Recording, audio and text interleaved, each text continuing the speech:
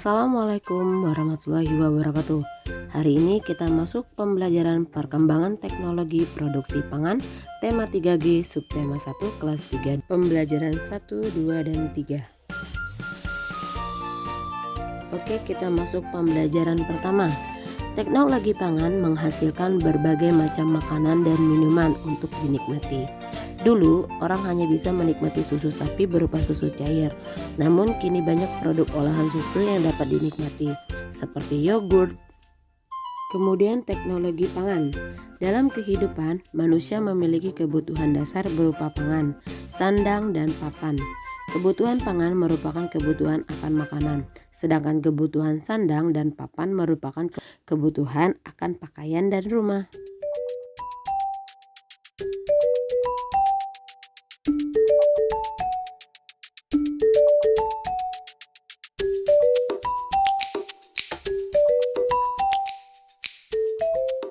Oke anak-anak, kita masuk materi selanjutnya, yaitu tentang pengolahan tanaman lidah buaya. Kita tentu telah tahu mengenai tanaman lidah buaya. Sejak dulu tanaman ini digunakan sebagai penyubur rambut, penyembuh luka, dan untuk perawatan kulit. Di Indonesia tanaman ini hanya dibudidayakan salah satunya di kota Pontianak dan Kalimantan Barat. Di kota Pontianak terdapat tempat penelitian yang bernama Aloe Vera Center. Di tempat ini tanaman lidah buaya diteliti, diolah, dan dikembangkan menjadi berbagai bentuk produk makanan. Ternyata selain dimanfaatkan untuk kosmetik dan obat, tanaman ini juga dapat diolah menjadi makanan dan minuman. Makanan seperti dodol, manisan, jelly, permen, dan coklat.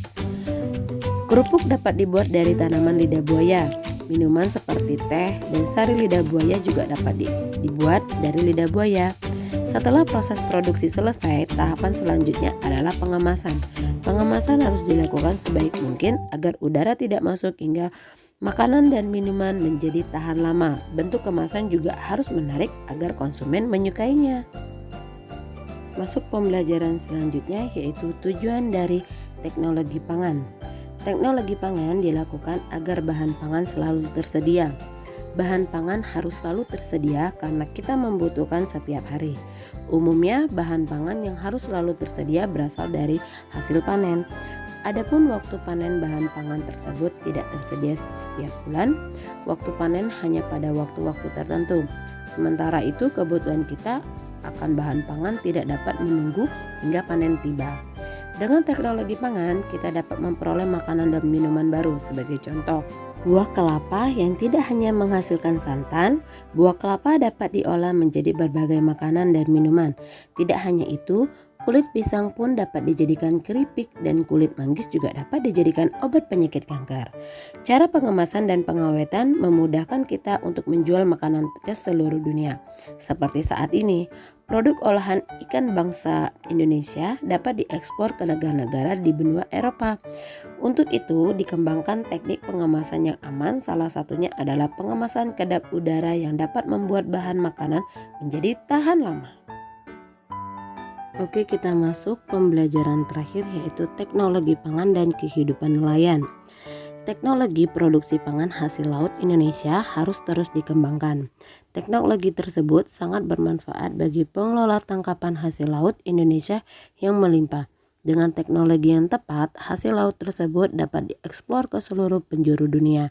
Hal ini tentu mengembirakan karena kita di setiap tahun eksplor hasil laut Indonesia terus mengalami peningkatan. Oke, kita nyanyi lagu Nenek Moyangku.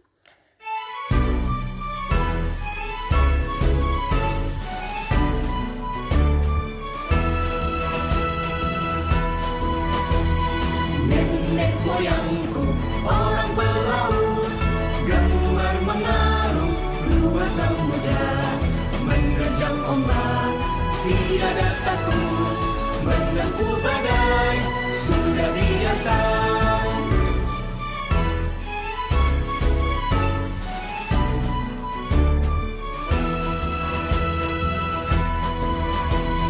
Angin bertiup, layar berkembang, ombak berdebur di tepi pantai. Pemuda berani bangkit sekarang, ke laut kita beramai-ramai.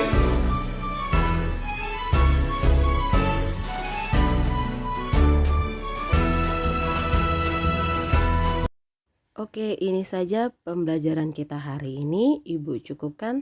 Terima kasih. Wassalamualaikum warahmatullahi wabarakatuh. Ingat, jangan lupa 3M.